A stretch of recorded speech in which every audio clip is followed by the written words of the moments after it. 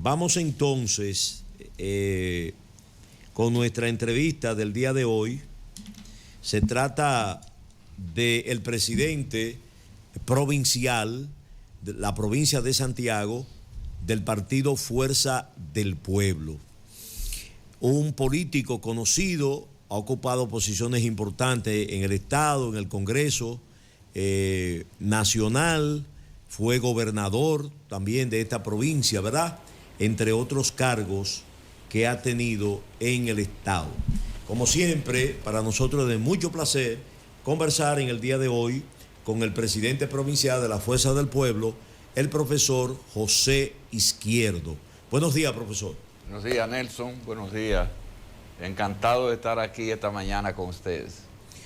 El encanto y el placer es de nosotros, profesor.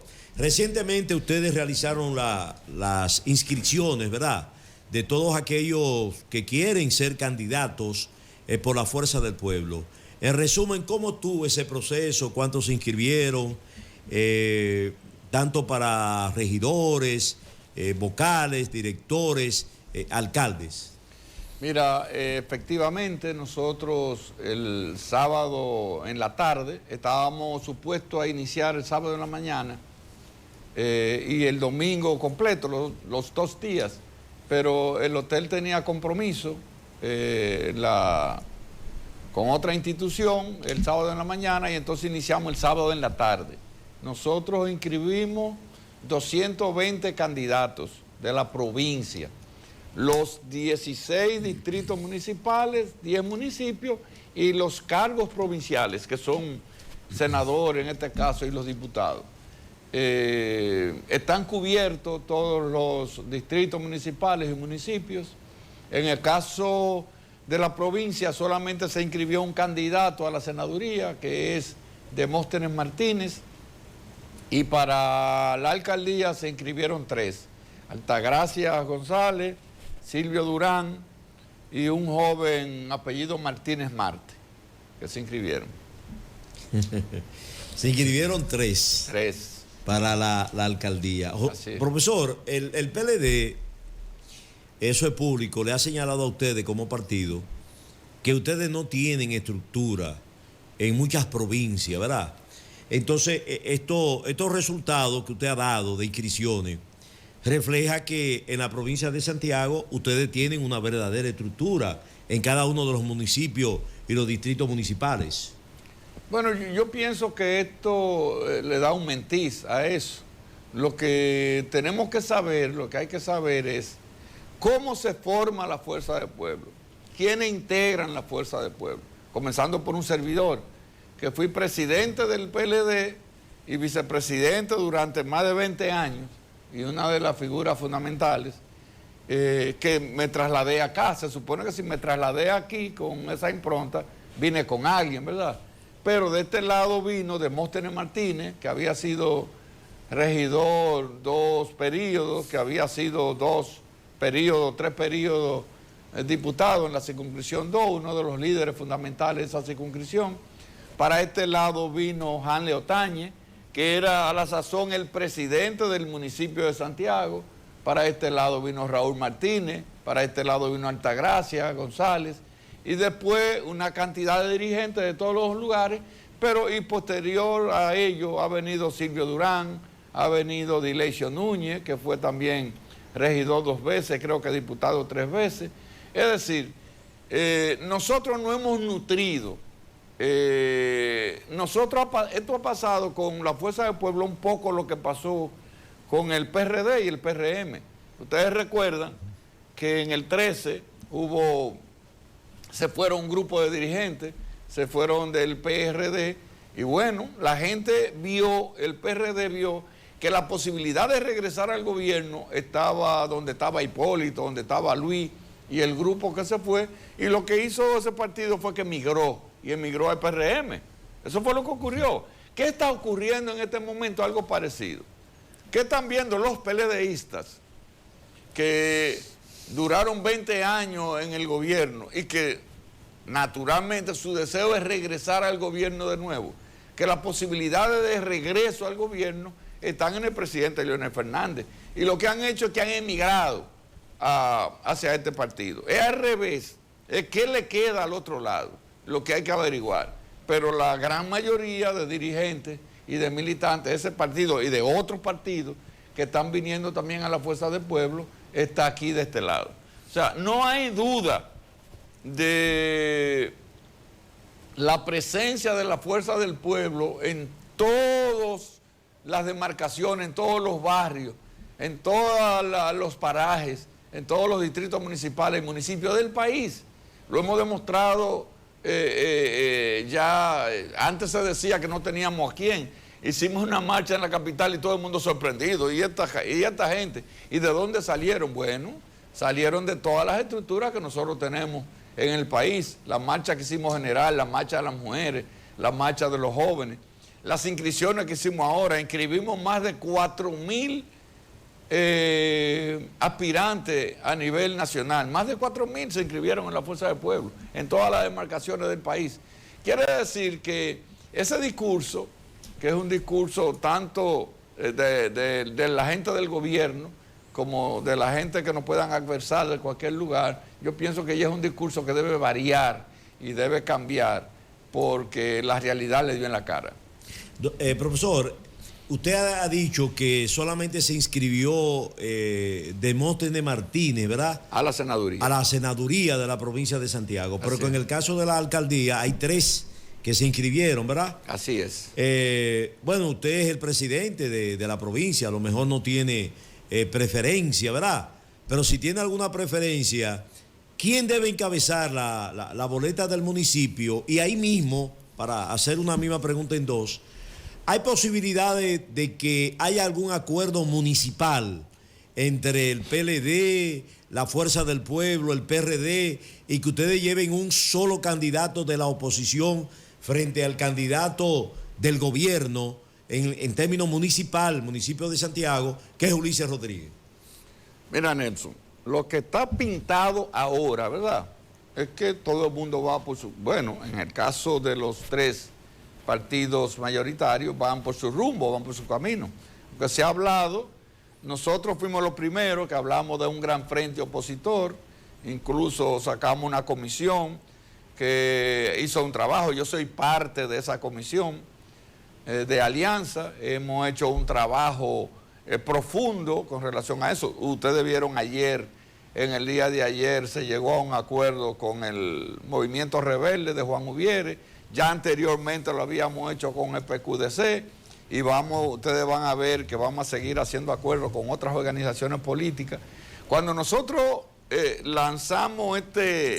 hablamos de esto, lo que estábamos diciendo era que, bueno, con toda la oposición, nosotros no dijimos quién, sino con la oposición. ¿Con quién nos hemos aliado? Con los que han querido aliarse con nosotros. Nunca nos hemos cerrado a eso. En el caso del Partido de la Liberación Dominicana, ustedes recuerdan que su candidato dijo que no había alianza con nadie, que ellos no se iban a aliar, y luego se armó un escarceo en ese partido y tuvieron que variar, después de 8 horas de discusión, variar eso, y han hablado de alianza, pero no han dado ningún paso de cara a eso. En el caso mío, de José Izquierdo y de Santiago, yo estoy apostando a la organización. Yo estoy apostando a ganar. Y cuando tú apuestas a ganar, tú no tienes candidato preferido. Lo que tenemos es que plantear es que nosotros debemos escoger el mejor de los candidatos en cada demarcación. O debemos escoger los mejores de los candidatos, porque hay candidaturas uninominales como son los síndicos y el senador, pero hay candidaturas como los diputados y los regidores. Yo quisiera, ¿quiénes son mis candidatos a diputados? Los que estén mejor ubicados, los que tengan mejores posibilidades de ganar. ¿Quiénes son mis candidatos a síndico? Lo mismo. Quiere decir que nosotros tenemos una metodología, se abre una precampaña. Yo estaría con el candidato a síndico de Santiago que dé los mejores números. El que dé los mejores números, ese es mi candidato. Sí, Izquierdo, gracias por tu presencia aquí en el programa. Mira, mi pregunta va en el orden siguiente. Tú eres una persona que tiene una experiencia congresional que no se te puede quitar. Y en materia de Estado también. ¿Cuál es tu apreciación con relación, aunque la Fuerza del Pueblo ya tiene una posición fijada con relación al problema de los miembros de la Cámara de Cuentas. ¿Cuál es tu apreciación con relación a eso y en qué tú supones que va a terminar ese proceso? Mire, el tema de la Cámara de Cuentas es complejo. Recuerden que esta Cámara de Cuentas es la Cámara de Cuentas que cogió el gobierno. Eso es lo primero, que cogió el gobierno. La Cámara de Cuentas la elige el Senado de la República. El Partido Revolucionario Moderno tiene mayoría absoluta en el Senado. Y esa fue la Cámara de Cuentas que eligió el gobierno. Bueno, lo que ocurre ahí habría que adentrarse. El problema es más serio que lo que se ve. Ese es un organismo colegiado. Es un organismo, yo pienso que al final la ley de la Cámara de Cuentas habrá que verse, porque hay situaciones que se dan ahí internamente que uno desconoce. Por ejemplo, en la Cámara de Cuentas se establece que el que cojan de presidente al principio, como es por 4 años que se elige, pudiera ser reemplazado a los 2 años. Pudiera ser reemplazado a los 2 años. ¿Quién lo reemplaza? El Pleno. ¿Cuánto es el Pleno? 5. Quiere decir que si 3 consensuan, pueden eliminarlo a los 2 años al que está. Creo que ha pasado mucho de eso. Y también que todas las que se haga ahí, todas las designaciones son de consenso. El presidente de la Cámara de Cuentas no puede coger un chofer para que le maneje. El presidente de la Cámara de Cuentas no puede nombrar una secretaria. Lo nombra el Pleno. Y entonces, cuando en un país como este, cuando se te apandillan o se te juntan una mayoría y tú eres el presidente, no te dejan hacer nada. Fue lo que dijo el presidente de la Cámara de Cuentas. Eso fue lo que planteó. Es decir, que desde el principio muy probablemente hay una guerra política ahí buscando que a los 2 años, que ya se cumple, que sea otro el presidente y no el que está. Entonces, la ley como está establecida, nosotros no estamos tan acostumbrados en la República Dominicana a que las decisiones sean con esa característica. Por ejemplo, yo soy amigo del presidente de la Cámara de Cuentas, yo tengo una relación directa, personal con él. Y en una oportunidad yo le pregunté qué era lo que le estaba pasando y él un poco me dio esta explicación de lo que estaba pasando y él me decía, mira, si yo quiero hacer una auditoría, aquí los auditores importantes no son muchos, los auditores importantes. Y esos auditores importantes, todos, forman parte de empresas que auditan, de empresas que auditan a las principales empresas del país. Si yo tengo que ir al mercado, tengo que hacer una licitación pública para escoger un auditor, para que me audite a Juan. Y esa empresa que yo voy a auditar tiene relación con aquella empresa del gobierno, una empresa poderosa de este país. Y entonces yo voy a una licitación pública y me la gana un auditor que trabaja para esa empresa a la que yo voy a auditar. Y él me decía, ¿cómo es posible que yo para auditar no pueda decidir yo quién yo quiero que audite eso y que me vaya a hacer el trabajo? Y no que yo vaya a caer en las manos de una persona que tenga una relación directa con esa empresa, porque que no son tantos auditores de esos niveles. Porque no puede coger a un auditor para auditar, tiene que ser por el tema de las contrataciones públicas, tiene que hacerse por esa vía. Es decir, hay una serie de cosas que se dan ahí internamente, pero al final yo creo que más que malo manejo y eso, es una contradicción, es una lucha por el poder que hay ahí en un organismo, ¿verdad?, que es colegiado. Ahí hay una lucha por el poder de un grupo, el que está, que bueno, tengo entendido que los 2 varones están de un lado y las 3 mujeres están de otro lado. Y entonces es una lucha por el poder que se da. Pero yo quiero aclarar que esa Cámara de Cuentas es la Cámara de Cuentas del gobierno, el que eligió el gobierno. Si no le conviene ahora, si no le ha convenido, si pensaron en una cosa y ahora quieren otra, no sé. Pero es el gobierno que le corresponde resolver esa situación. Que tienen mayoría, que no aleguen de que fulano no quiere, que el otro no quiere, porque es que el gobierno tiene mayoría, tanto en la Cámara de Diputados como en el Senado. Cuando el gobierno quiere un préstamo, lo aprueba aunque la oposición se oponga. De manera que si ellos quieren resolver con la Cámara de Cuentas, que resuelvan, que ellos están en la misma capacidad que con la Cámara de Cuentas, que como si fueran a aprobar un préstamo de todo esto que están aprobando. Bueno, ahí está. No solamente en el caso de Janel, que es el presidente de la Cámara de Cuentas, bueno, él ha estado hablando mucho. En una ocasión dijo que él era un preso de confianza. En el día de hoy dice que esa Cámara de Cuentas no tiene razón de ser, que tiene que desaparecer, dice él.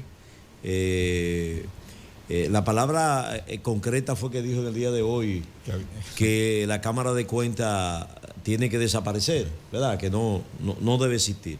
Profesor, ¿cómo está el proceso de los 2 millones de inscripción? ¿Cómo está ese proceso en la Fuerza del Pueblo? Mira, nosotros al día de ayer teníamos 1.770.000, faltaban 230.000 personas. Para los 2 millones. Para los 2 millones. Nosotros tenemos todavía el mes de julio y el mes de agosto para completar eso. Y tenemos un plan a nivel nacional. Tenemos cómo hacerlo. Hemos planificado cómo hacerlo y le estamos dando seguimiento permanente, semanal. Nosotros nos reunimos semanal. Todas las estructuras deben reunirse semanal y cada quien tiene una meta que tiene que buscar y se está monitoreando toda la semana. Por ejemplo, la dirección política se reúne todos los lunes. Yo soy miembro de la dirección política. De aquí de Santiago lo somos Demóstenes, Altagracia y un servidor de la dirección política. Y ahí organización toda la semana baja a toda la provincia y se analiza municipio por municipio cuál ha sido el crecimiento, cuál es el desarrollo que va llevando la Fuerza del Pueblo. De manera que nosotros hemos llegado aquí, pie juntilla, porque se evalúa, se le da seguimiento a las inscripciones. Este lunes, yo repito, le daremos seguimiento de nuevo a ver hasta dónde estamos. Pero al día de ayer faltaban 230.000 personas para llegar a los 2 millones. Izquierdo, me gustaría oír tu opinión con relación a la gestión presidencial y particularmente las obras que se están construyendo aquí en Santiago. Mira, para mí la gestión presidencial de Luis Abinader ha sido mucho movimiento, mucha espuma y poco chocolate. Yo creo que es un presidente que no se sienta a gobernar, que los presidentes tienen que tener un criterio, tienen que sentarse a gobernar y salir a cosas específicas y sentarse a ver los principales problemas del país para irle dando seguimiento. Y en el caso, nosotros tenemos un presidente que anda en la calle todos los días inaugurando cualquier cosa, un pedacito de puente, un paquete de apartamentos privados, del sector privado, y va a inaugurárselo, un hotel privado y va a inaugurar el hotel privado. Donde quiera que haya algo de inaugurar, usted invite al presidente que él lo va a ir a invitar. Sin embargo, temas como lo de pasaporte se ha caído, los servicios públicos se han caído todos, el 911, se cayó lo de pasaporte, el tema de la seguridad ciudadana está en bandolera, la educación dominicana no puede ser peor. Y no porque lo diga yo estaba aquí, Nelson me había invitado para, creo que los 2 años de gestión, sí, para hacer una evaluación de los 2 años de gestión. Y yo le decía que yo en el tema de educación me iba a referir, no me iba a referir a él, que me iba a referir a las declaraciones que dio el ministro actual de Educación, que había dicho que el dinero del 4% se había ido al Zapacón. Fue lo que dijo el ministro actual, que se había ido al Zapacón. Lo que significa que en esos 2 años el gobierno no había hecho nada en materia de educación. Y yo te puedo decir que 1 año después tampoco han hecho nada. No se ve ningún tipo de avance en materia de educación. Y así lo podemos ver en todas las instituciones que maneja el Estado. Ninguna. Le voy a decir un caso. El gobierno vino aquí e inauguró la Circunvalación Norte. Eso lo inauguró Danilo Medina, recuerdo. La Circunvalación Norte. Viene un pedacito que había por los lados de Cienfuegos, de aquel lado de Villa González, para entrar a Cienfuegos. El presidente vino a inauguraron la Circunvalación Norte. Después agarran y pintan y recapean la circunvalación. El presidente vuelve, inaugura la Circunvalación Norte. Ya van 2 inauguraciones de la Circunvalación Norte. Y ahora yo estoy viendo, cuando venía por la Circunvalación Norte, que faltan unas marginales que se inaugurar, faltan unas marginales que yo me imagino que el presidente va a venir un día de esto a inaugurar otra vez la Circunvalación Norte. Y la presentan al país, y ustedes ven en los anuncios que hace el gobierno, y dentro de los anuncios que hace el gobierno es la inauguración de la Circunvalación Norte de Santiago. Y cualquiera que no esté en el país cree que el presidente hizo la Circunvalación Norte. La verdad es que el presidente aquí en Santiago no ha hecho ninguna obra todavía de impacto e importante. Hay algunas obras que se están ejecutando, que ojalá que la terminen a tiempo, como se ha planteado. No serán la panacea, no van a solucionar el tema de transporte, pero será un aporte. Yo digo, yo no sé si el aporte que van a hacer se corresponda con la cantidad de recursos que se están invirtiendo en esas obras, pero bueno, la tendremos ahí. Mientras tanto, todavía el gobierno no ha hecho absolutamente nada importante en Santiago que podamos resaltar y que pueda llamar la atención. Bueno, estamos conversando con el profesor José Izquierdo. Él es presidente de la provincia de Santiago del partido Fuerza del Pueblo, cuyo líder es el doctor Leonel Fernández. Profesor, ¿cómo usted valora el pacto, precisamente, usted lo mencionó así, pero es muy rápido, de Juan Uvieres, Movimiento Rebelde, y la Fuerza del Pueblo, ¿verdad?, representada por el doctor Leonel Fernández? Sobre todo, después de eso, han sacado algunas declaraciones ahí de Juan Uvieres que son muy ofensivas hacia el presidente Leonel Fernández. Miren, Juan Uvieres es un empresario de transporte de la República Dominicana. Tú puedes estar de acuerdo con él o no, pero ha tenido una coherencia de vida, de trabajo, de lucha en toda su vida. Ha creado, como empresario de transporte, ha creado también un movimiento político, como lo están haciendo los otros, porque casi todos los empresarios de transporte, si ustedes se dan cuenta, están haciendo movimientos de carácter político. Esta persona, Juan, es muy coherente ya con su movimiento, ha sido candidato, ha sido diputado, fue aliado al PRM, ha sido candidato a senador, creo, y ahora tomó la decisión de aliarse con la Fuerza del Pueblo. Es muy probable que hayan declaraciones, pues Juan, tú sabes que es un hombre de acción a tomar, y como gremialista en su momento, como empresario de transporte, ha tenido que confrontar tanto a este gobierno como a los pasados gobiernos, y yo me imagino que en los archivos habrá muchas cosas que decir. Ahora, el tema es que él y su movimiento decidió aliarse ahora a la Fuerza del Pueblo y caminar juntos. Eso es lo que importa al final. Si tú te das cuenta, de Luis Abinader se están sacando muchísimos asuntos. Él decía que iba a resolver el problema de los inmigrantes haitianos en menos de un año, y ahora le están sacando lo que él decía, que en menos de un año, aplicando la ley, aquí no va a haber ningún ilegal. Decía que iba a rebajar la comida en un 30%, desde que llegara al gobierno iba a rebajar un 30%, y cuando llegó al gobierno lo que ha hecho es aumentar la comida.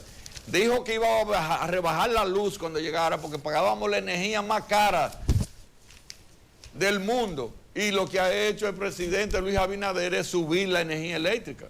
Dijo que iba a bajar los combustibles, que aquí se pagaban demasiados impuestos por los combustibles, y cuando llegó al gobierno lo que ha hecho es subir los combustibles.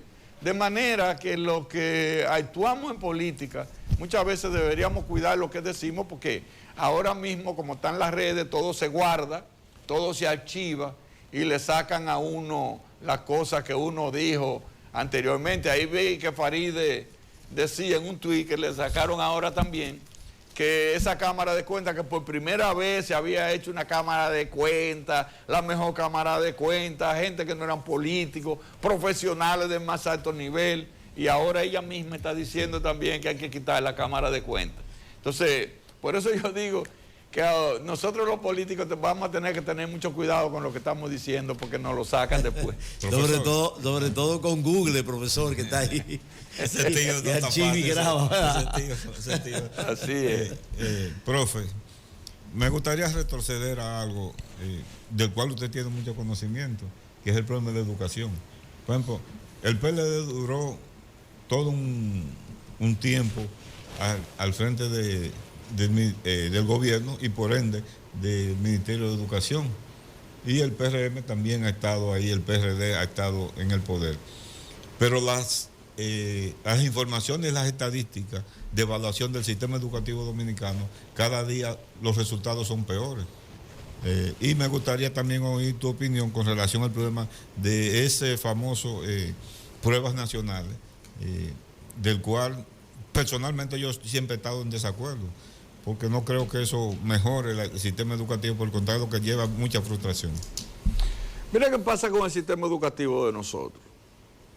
Ha sido deficiente siempre. Hemos ido avanzando, porque hemos ido avanzando.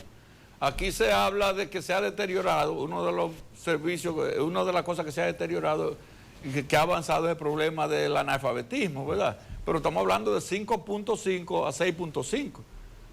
Yo recuerdo que nosotros lo recibimos en 17, pero si tengo un 5.5, debería ser 0 analfabeto, ¿verdad? Pero bueno, esos son logros que ha tenido el sistema educativo. Prácticamente en la República Dominicana eso se resolvió.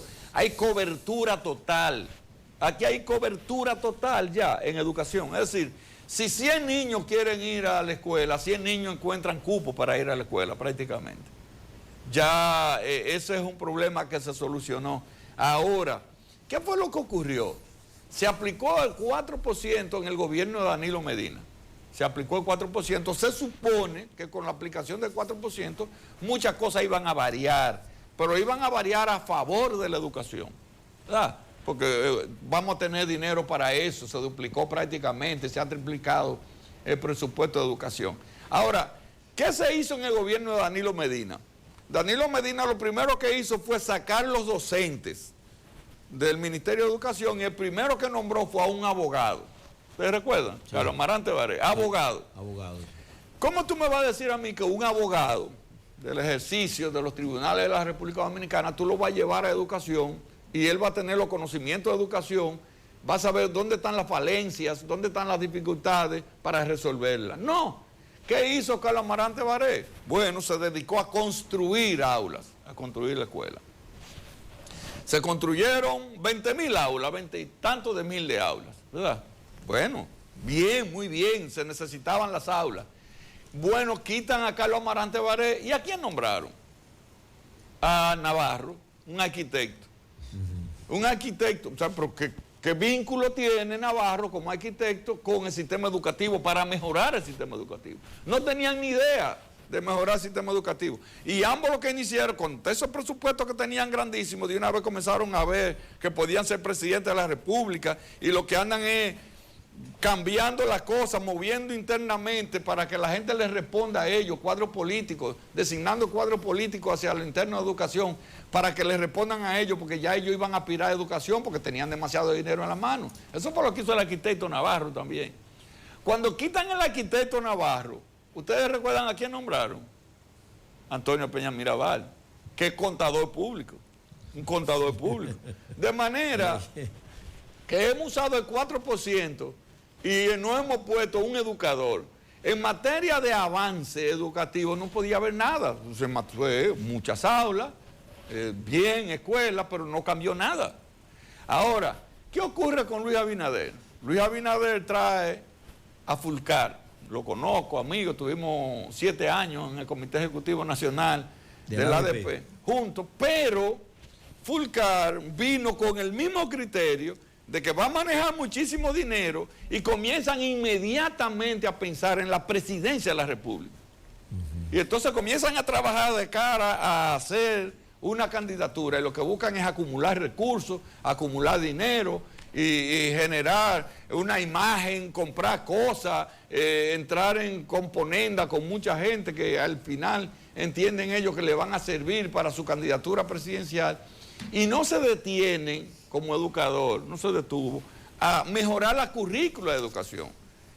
Una de las cosas que resalta Danilo Medina es, bueno, tanda extendida, muy bien, las tandas extendidas son muy... Yo creo que es un gran avance, ¿verdad? Una tanda extendida, que el muchacho te va a durar de las 8 de la mañana hasta las 4 de la tarde. Pero ¿te va a durar qué? ¿Haciendo qué en la escuela? O le daban clase hasta las 12 anteriormente y ahora lo mismo. Y de ahí para allá a romper butacas y a retosar entre los cursos y a hacer cosas, y a pelearse y a hacer sin controles.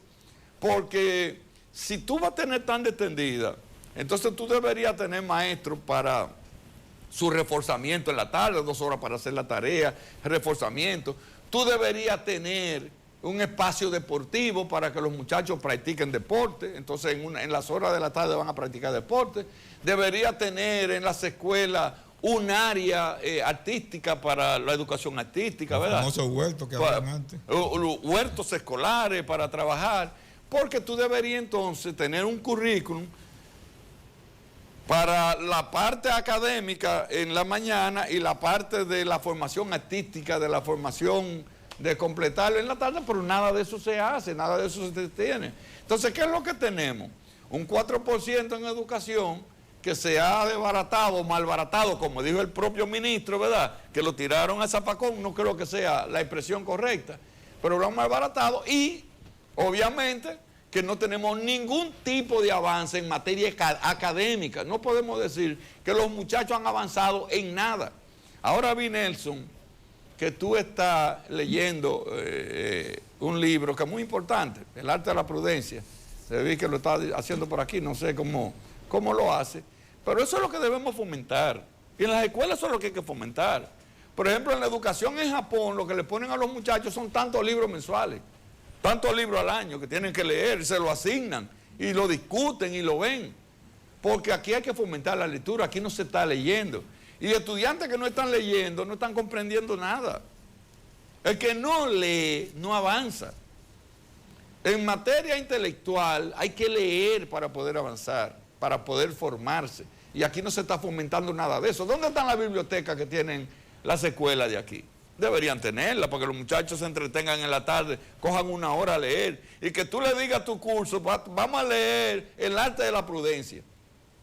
Y a ver dispositivos para que esos muchachos se pongan a leer eso y al otro día tú dices, vamos a ver los capítulos que leímos. Y tú estás avanzando, pero la educación dominicana no está haciendo nada de eso. Por lo tanto, hasta que no se reoriente la educación dominicana, hasta que no se pongan, hasta que no se dediquen a ese tipo de cosas, se cambien los currículos y se establezcan estas cosas que yo estoy diciendo, no va a avanzar la educación dominicana. El 4% estará haciendo nada. Estará los empresarios viendo cómo lo sacan de ahí, qué cosas venderle al Estado, qué cosas me compran, si zapatos, si ropa, si comida, si asuntos, qué vender para yo beneficiarme de ese 4%.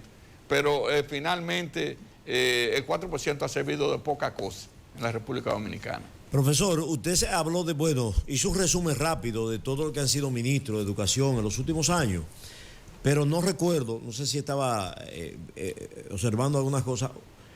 El actual ministro, Ángel Hernández, porque usted es un conocedor de la problemática de educación, profesor, ¿verdad? Por muchos años. ¿Cómo usted valora la actual gestión del ministro Ángel Hernández? Mira, yo conozco a Ángel, sé que es una gente seria, que es un hombre bien intencionado, pero yo hasta ahora no he visto ninguna decisión de Ángel que vaya a transformar, a cambiar la educación dominicana. Yo creo que más bien se está haciendo lo que se hace ahí, porque a veces a ti te nombran en una institución, las instituciones tienen una forma, las instituciones funcionan todas, mal o bien funcionan. A veces hay funcionarios que lo ponen ahí y ellos dejan que las cosas sigan como van y ya.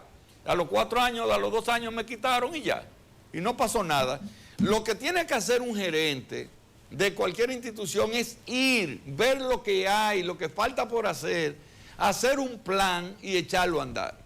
¿Qué plan tiene Ángel Hernández que ha echado a andar en educación? Yo no lo conozco, no he visto nada. Que vaya a cambiar la educación. Yo no lo he visto. Si lo tiene, no lo sé, pero no lo he visto.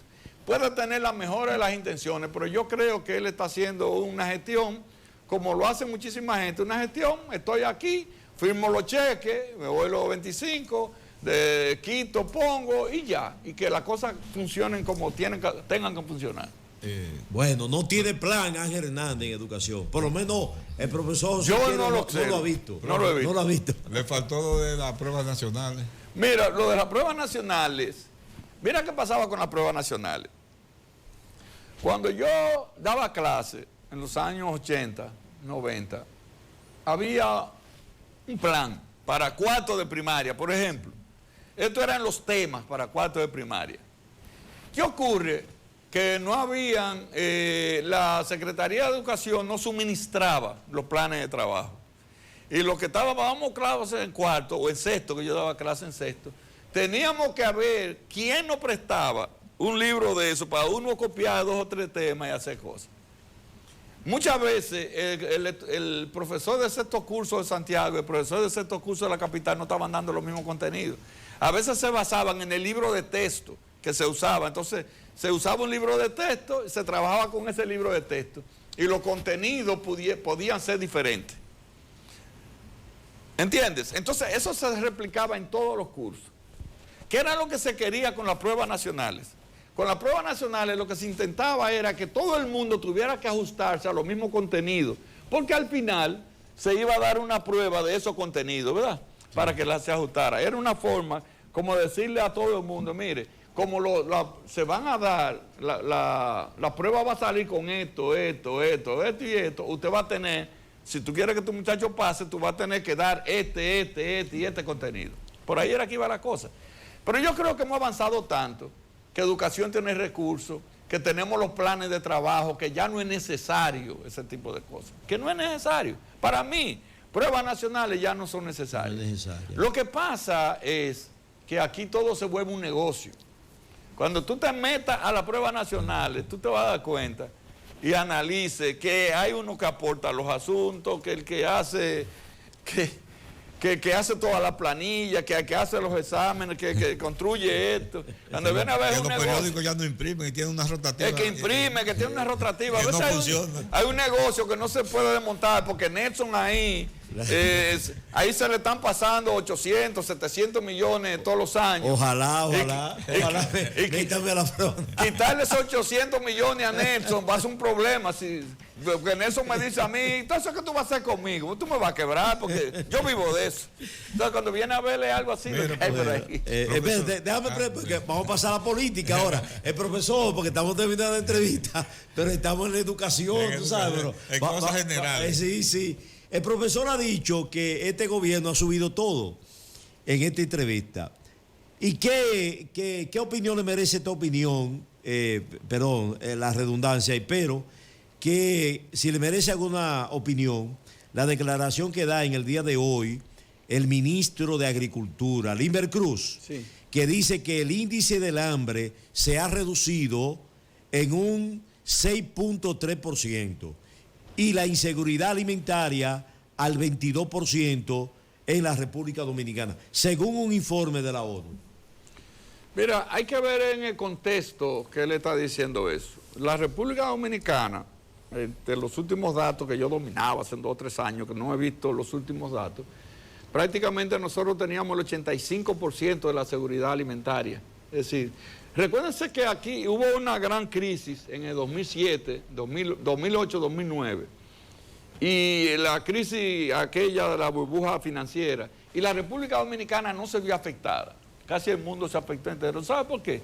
Porque nosotros producimos más o menos 80, 85%. Todo lo que nosotros consumimos lo producimos aquí. Solamente lo que viene del exterior, el maíz, la soya y eso, que tienen dificultades, nos generan algunas dificultades, sobre todo con el pollo, con el cerdo, que tenemos que traer esos insumos para alimentar los animales que producimos. Nosotros, la República Dominicana, produce lo que nosotros consumimos y produce lo que consumen los 10 millones, 8, 9 millones de turistas que puedan llegar a la República Dominicana. Eso no es un asunto de ahora. ¿Y los vecinos? Es un asunto que viene de atrás. Y los vecinos de Haití también se alimentan de nosotros. De manera que nosotros por ahí no estamos tan mal. Lo que ocurre con Limber y con agricultura es que tenemos temas pendientes que hay que estarlo atendiendo todos los días. El DR CAFTA, con relación al arroz, entra en vigor el año que viene, si la memoria no me traiciona. ¿Tú sabes lo que significa eso? Que el arroz podrá entrar a la República Dominicana de cualquier sitio de estos lugares sin pagar impuestos. Y nosotros no estamos en capacidad de competir ahora mismo con muchos países productores de arroz del área. Y si viene el DERECASTA y se aplica el año que viene, los productores de arroz de la República Dominicana van a quebrar. Porque al final el consumidor lo que quiere es un arroz barato. Y si el arroz de aquí se puede vender a 30, por decir un tema, y si viene de Costa Rica se puede vender a 25, aquí nadie va a averiguar si es de aquí o de Costa Rica o qué le pasa a los productores de aquí. Tú lo vas a querer a 25 el arroz. Claro. Entonces, lo que tenemos que tener pendiente es eso, planificar y tener pendiente que nosotros tenemos esos desafíos. Lo que tiene que tener pendiente el Invercruz es cómo marcha el tema del clima en la República Dominicana, que ahora son predecibles, que si es el niño, que si es la niña, que si va a haber sequía y prepararnos para eso, para que la producción de leche no se nos caiga, para que la producción de carne no se nos caiga. Entonces, esos son los tipos de cosas que hay que hacer. Y hay que ver entonces también con el tema de los pollos, con el tema de los cerdos, las importaciones de pollo, las importaciones de cerdo. Hoy día, los productores de cerdo están al grito, porque eliminamos muchísimos cerdos, lo eliminamos de aquí, le cogimos el gustico a estar trayendo carne de cerdo de fuera. Los que importan, los importadores, los que traen trayendo la carne de cerdo, lo que quieren que no se produzca aquí, porque ellos viven de eso, de la importación. Profesor, las encuestadoras presentan 3 temas dentro de la generalidad de los que son la preocupación de los ciudadanos. El problema de la inseguridad, el problema de la alimentación y la problemática de la corrupción. Esos son temas que dentro de todas las encuestadoras. Y el empleo. Cae dentro de ese marco. Me gustaría, como un ciudadano común y corriente, y como otros tantos. No, él no es común y corriente. No, ¿no? yo soy. A la pregunta. Sí.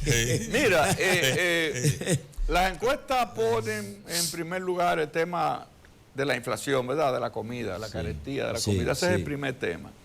El segundo tema, que es el primero en Santiago, es de la inseguridad. El primer tema en Santiago es la inseguridad, no la inflación, en Santiago.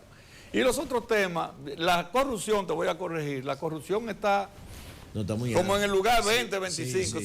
En el tercero está el desempleo. El desempleo. Pero anteriormente, entonces... Pero a la gente no le preocupa la corrupción. No, la gente no está en eso, de la corrupción. Nunca ha sido un tema. Ese tema se manejó tanto y se manejó tanto que subió. Sí. Pero a la gente lo que le interesa, a una ama de casa de Cienfuegos que está ahora en su casa en la mañana, su preocupación es la comida a las 12. Sí. Si va a poder comprar lo que necesitan los muchachos de ellos. Y si la merienda de la escuela. Y si el zapato del muchacho que se le rompió. Esa es la preocupación. Pero mi preocupación va en el orden siguiente, izquierdo. Por ejemplo, tú hiciste una denuncia que copó la opinión pública en sentido general y trajo mucho la atención de la opinión pública, que fue el caso de Jejaina. Que ese caso, tengo entendido que eso murió en el tiempo, que no ha habido. ¿Qué información tú tienes con relación a ese proceso? No, eso fue un momento, cuando Fomper cumplió 10 años, Fomper se fundó en el 2001 y yo estaba en el 2011, yo hice un trabajo para ver hasta dónde la capitalización había sido importante. Porque aquí criticamos y decimos que las empresas del Estado que las vendieron, que sé yo qué. En el tema del presidente Fernández no vendió las empresas del Estado. Entramos en un proceso de capitalización. Por ejemplo, en Jejaina se hizo una valoración y costaba 144 millones de dólares en ese momento. Lo que se hizo fue una licitación internacional pública que alguien, un grupo o un sector que aportara 144 millones de dólares se asociara con el gobierno y esos 44 millones de dólares lo invirtiera en la empresa y produjera energía, que era lo que se buscaba, la producción de energía, que era el gran problema de aquí. Y eso se hizo. Y eso ha sido exitoso porque estas eran empresas deficitarias, que los gobiernos tenían que estar buscando dinero para generar energía eléctrica. Ya aquí no se busca dinero para generar energía eléctrica. Aquí hay dinero por otra cosa de la energía eléctrica. Entonces lo que se hizo fue que se capitalizaron esa empresa, Ejaina, Ejitabo, que también son exitosas, Molinos de Los Amas. Los Molinos de Los Amas, los gobiernos tenían que buscar $1 millón mensuales de subsidio a esa empresa. Y ahora esa empresa le da dinero al gobierno, Ejaina le da dinero al gobierno, Ejitabo le da dinero al gobierno. Ahora, ¿qué ocurrió? Que como los empresarios son los que la manejan, los empresarios la administran, los empresarios tienen diferentes vías de bypassear ese dinero para que no le llegue al gobierno y ellos quedarse con ese dinero. Eso fue lo que yo descubrí en ese momento. Y eso fue lo que yo no denuncié, sino que yo hice un expediente y lo sometí. Se lo llevé a Domínguez Brito, a Jenny Berenice y lo sometí. Y bueno, ellos hicieron un sometimiento, porque como son empresas que cotizan en la bolsa de valores, cuando a ti se te acusa de corrupción a una empresa de esas, en la bolsa de valores inmediatamente lo alan y lo frenan y le paran el crédito internacional y todas esas cosas. Y ellos tuvieron, para ellos liberar los recursos que tenían en camino, tuvieron que someter al Estado por difamación e injuria al Estado dominicano en un tribunal internacional. Cuando yo salí yo duré 1 año y 5 meses nada más en Fomper. Cuando yo salí, ellos resolvieron con Danilo, resolvieron su asunto y vinieron cuando fueron. ¿Cómo que resolvieron? Sí, resolvieron. Ellos fueron, se reunieron con el gobierno y resolvieron eso y sacaron los expedientes, pero cuando fueron a los organismos internacionales a sacar los expedientes, le dijeron, no, ya que hay una acusación, hay un tribunal montado y ya eso está en discusión, no pudieron eliminar. ¿Qué hizo el Estado Dominicano? Que de los 5 temas que yo planteé, cogieron uno solo, acusaron a la empresa por ese solo y efectivamente lo condenaron a pagar $60 millones por ese solo tema. Ejaina fue condenado a pagar $60 millones por eso. Entonces, esa fue la situación. Bueno, profesor, se van a quedar muchos temas, pero los televidentes participan a través de un WhatsApp que tenemos, que es el 829-680-5000. Hay muchas preguntas aquí. Aquí hay una pregunta que yo la voy a leer y usted está en la libertad de responderla o no, ¿verdad? Sí. Como nosotros decimos aquí, usted puede acogerse a la 5ª enmienda, ¿verdad? Sí. Y no responderla. Dice, la Fuerza del Pueblo no está en capacidad de presentar en Santiago una propuesta electoral en los 16 distritos y en los 10 municipios. Entonces, ¿de qué fortaleza habla el profesor José Izquierdo? Y eso está demostrado en las propias inscripciones que se produjeron de los aspirantes, que incluso en el caso de la cuota de la mujer no llegan a un 25%. Yo no sé qué dato pueda tener esa persona. Yo acabo de decir que se inscribieron 220 personas. 220, sí. Hablé de y a nivel nacional más de 4.000. Sí, hablé del caso de Santiago. Yo dije aquí que estaban cubiertos todos los distritos municipales y los municipios. No sé a qué municipios, bueno, porque algunos están reservados. Tenemos municipios reservados, ahí no se elige en los municipios reservados, pero todos están cubiertos. Si usted dice que no, yo no sé qué dato usted tiene para decir que no. Si usted quiere, la persona que es, llámeme a mi teléfono, 809-545-9621. Usted me pregunta por el municipio, por el distrito, y yo le diré los candidatos. Lo llevamos allá. Yo le digo los que están inscritos allá. Y lo discute. Profesor, bueno, usted dijo ya finalizando, que en el caso de los candidatos municipales, bueno, todavía no está definido, ¿verdad? Mediante una encuesta, ¿verdad? Que ustedes van a elegir el candidato. Mire, ahora nosotros tenemos estos días, todos los que se inscribieron van a la Comisión Nacional Electoral, se revisa la documentación, ¿verdad? Hay una documentación que establece la ley. Sí. Si están correctos, entonces le damos visto bueno y ya son precandidatos y salen a hacer su campaña. Exacto. Ahora nosotros tenemos 2 posibilidades, 2 formas de las 3 que nosotros aprobamos. Solamente no hemos quedado con 2 ahora, que son las encuestas y que son el pleno de dirigentes. En las encuestas, por ejemplo, en el caso del municipio de Santiago, tenemos 3 candidatos. Ellos van a salir los 3, nosotros vamos a encuestar si hay 2 candidatos que están muy próximos dentro del margen de error y del asunto, entonces van a ir a un pleno de dirigentes, vamos a definir eso abajo. Ya. ¿Por qué? porque ustedes están iguales, están parejos. Sí. Ahora, si hay uno que está muy por encima del otro, pues te vamos a llamar y te vamos a decir, Nelson, retírate porque... Sí. Eso fue lo que pasó en el PRM. Sí. Mira, sí. Y Rubén, pero Rubén... Claro, eso tiene mala leche, Rubén sí, tú dices, mira la realidad, ¿para qué vamos? Tú sabes que un pleno de dirigentes, eso implica recursos, tiempo... ¿Oíste, Rubén?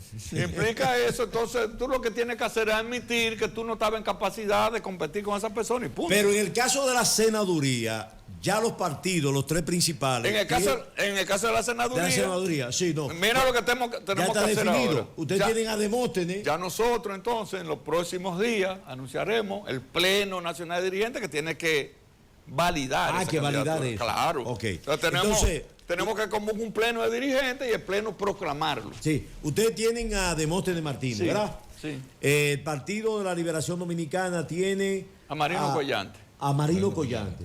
Y el PRM tiene al actual senador, Eduardo Estrella. Que aunque no oficialmente, pero se han reservado para eso. Ante ese escenario, ¿cuál es la posibilidad que usted le vea a Demóstenes Martínez frente, por ejemplo, a un Eduardo Estrella, senador, presidente del Senado, apoyado por el presidente, apoyado por el gobierno? Sí, pero bueno, Eduardo Estrella, que le tengo mucho respeto, lo siento, una persona, ¿verdad? No tengo nada que decir de él, pero tú sabes que él no ha cumplido como senador. Un legislador, no ha cumplido. Un legislador tiene que representar a su pueblo. Representar, es una gente que le elige su población para que lo represente. Yo quiero que alguien me diga a mí, ¿en qué Eduardo Estrella ha representado a Santiago? ¿En qué? ¿A qué sector de Santiago ha representado Eduardo Estrella? Eduardo Estrella se fue a la capital y no ha hecho absolutamente nada por Santiago. Eduardo Estrella lo que anda es con el presidente de la República donde quiera que va. Pero inaugurando obras aquí en Santiago. Sí, pero ¿qué tiene que ver un presidente del Senado con inauguraciones de obras? Él dice que son iniciativas de él, profesor. No, pero todo el mundo son iniciativas de él. ¿Cuáles son? Como senador. Pero el presidente ¿cuál iniciativa? La otra cosa es que un legislador, la tarea de un legislador es fiscalizar las instituciones, desempeño, por ejemplo, el 4% de educación. Yo como legislador, fuera legislador, a mí me interesaría saber qué están usando el 4%. Y a mí como legislador, yo estoy autorizado a fiscalizar eso, a saber cómo es que se está usando, por qué es que eso no está dando resultados. Y Eduardo Estrella está fiscalizando qué. Pero ¿qué está fiscalizando Eduardo Estrella? Por ejemplo, la otra cosa que hace un legislador, la tercera es elaborar leyes, proyectos de leyes. Dígame usted, que es un comunicador, que tiene que ver todo esto todos los días, que está informado, ¿cuáles son las iniciativas de leyes de Eduardo Estrella? Ni hay iniciativa de leyes, ni hay fiscalización, ni está representando a Santiago. Ahora, el que tiene que sentirse cómodo con él es el presidente de la República, porque lo tiene como un ayudante para todos los sitios donde va. ¿Como un qué? Como un ayudante. Ay, Dios mío. Pero mira, cargarle el portafolio. Oye, Eduardo Estrella, presidente del Senado, según el profesor José Izquierdo, es un ayudante del presidente. No, él le está fungiendo como un ayudante, como un asistente del presidente. Pero, por ejemplo, eso que tú señalas de la fiscalización, por ejemplo, los diputados, en sentido general, a veces se toman muchos préstamos, como este gobierno y con los otros gobiernos, y esos legisladores no fiscalizan si esos préstamos que se acogen para una obra determinada se ejecuta. Por ejemplo, yo te pongo dos casos particulares. Montecristi, se cogieron 3 préstamos para el sistema cloacal y nunca se aplicó. Y en el caso, por ejemplo, de Salcedo, con el acueducto de Salcedo se cogieron 2 préstamos y no se ejecutaron. Entonces los legisladores de esas provincias y de esos lugares no fiscalizan realmente. Mira, yo dejé de ser legislador porque tuve mala experiencia como legislador. Porque donde yo voy, lo primero que voy a ver qué tenemos. Por eso usted, cuando te hablaba de Fomper, 11 años, déjame averiguar qué pasó y esto, y uno se mete a ver qué pasó y descubre, porque yo soy de la gente que... Y vienen los problemas. Que soy así, no, para ver qué tengo y qué puedo hacer y qué puedo aportar. Yo como legislador, una de las malas experiencias que tuve fue esa. Por ejemplo, Lila Albuquerque, que era la presidenta del de la Cámara cuando yo fui, y yo no podía hacer una crítica a Hipólito porque Lila era hipolitista en ese momento, era de Hipólito. Ahí fue que se modificó. Esa estado en todo. Ahí fue que se modificó la Constitución para permitir la reelección. Y un día yo tomé un turno. No, aquí no se va a hablar más de Hipólito. Y me cortó me desconectó. Me desconectó la comunicación porque no se iba a hablar más de Hipólito, porque esa era Lila para... Eso fue en el hemiciclo. Sí, para congraciarse con Hipólito Mejía. Y entonces, ¿qué ocurre? Yo nunca salí del país pago por la Cámara de Diputados. Ajá. Nunca la Cámara de Diputados, con ella, me regaló una nevera ni una estufa. Entonces, como los diputados lo que quieren es buscar reelección y lo que quieren es reelegirse, quieren estar en buena con los presidentes. Bueno. Porque todos los presidentes de la Cámara de Diputados, si ustedes no lo sabían, tienen alrededor de 2.000 millones de pesos que manejan a su discreción. Entonces, el que se porta bien, le dan nevera, le dan estufa, le dan televisores, juego de goma, le cambian la que sé yo qué, le dan la que sé yo cuánto. Entonces, si Pacheco, por ejemplo, es el presidente y yo me pongo a fuñir de que hay que averiguar del 4%, me cortan la goma, me cortan la... Y entonces, profesor, como yo no sirvo para eso, mejor me salí de eso. Ya, finalmente, profesor, esa trampa. Otra pregunta, mírala ahí, a través del 829-680-5000. Pregúntale al profesor José Izquierdo por qué su jefe, Leonel Fernández, nunca dio el 4% a la educación. Mira, el 4%, recuerden que se aprobó fue en el 12. No podía darlo porque no estaba aprobado. Exacto, sí. No estaba aprobado. Y si no estaba aprobado, no lo dio. Lo que sí yo te puedo asegurar es que si tú observas, porque lo bueno es que estas cosas están ahí documentadas, el presidente Fernández, los aportes que hizo a educación en materia presupuestaria fueron extraordinarios. En el 95, 96, yo era presidente del ADP aquí en Santiago. Y cuando llegó Leonel Fernández, lo primero que hizo fue un aumento de un 100% de educación. Un 100%, algunos un poco más del 100% de educación. Y eso usted sabe el impacto que tiene. Dígale a su gobierno, si usted es del PRM, que le aumente un 100% a los maestros para que usted vea el impacto que eso va a tener. Profesor, pero no lo califique. Finalmente, profesor, mire, se ha estado cuestionando históricamente a los políticos en sentido general, ¿verdad? En ningún partido. El defensor del pueblo, Pablo Ulloa, mostró su preocupación por la calidad de los políticos que tenemos ahora. No, pero la calidad de los abogados, y la calidad de los médicos, y la calidad de los comunicadores, y la calidad de los profesores, y la calidad de todos. Es que la educación anda mal, Pablo. La educación anda mal. Por tanto, el producto que salga de educación no va a ser el deseado.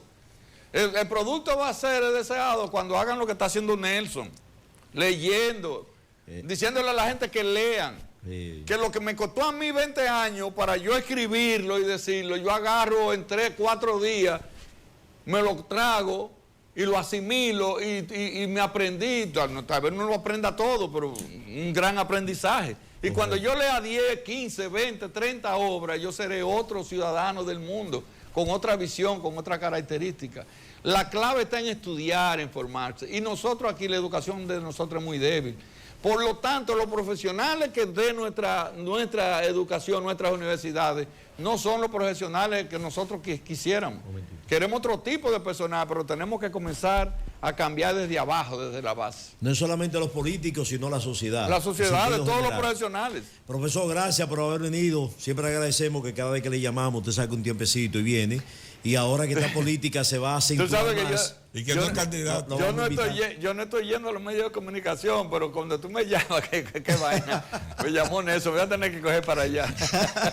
Gracias, profesor. Mira, de la cosa poca que dijo el profesor aquí, ¿verdad? Eso va a ser titular de la entrevista. Primero, que este es un gobierno de mucha espuma y poco chocolate, ¿verdad? Sí, eso lo dijo el profesor. Sí, así es. Dijo también que en la educación el ministro no tiene un plan de educación. Así es. No ha tomado ninguna decisión. Me gusta ese. Está haciendo lo que han hecho los otros, ¿verdad? Pero lo más duro que tiró el profesor hoy aquí es que Eduardo Estrella no ha cumplido su función de senador, que 100%. No representa a Santiago. 100%. Pero más aún, que es un ayudante, un asistente del presidente de la República. Así es. Eso lo dijo el profesor aquí. Vean, ¿Y cómo va a titular la entrevista? Si tú tienes alguna duda, 100% por lo que dije. Javier, apágalo.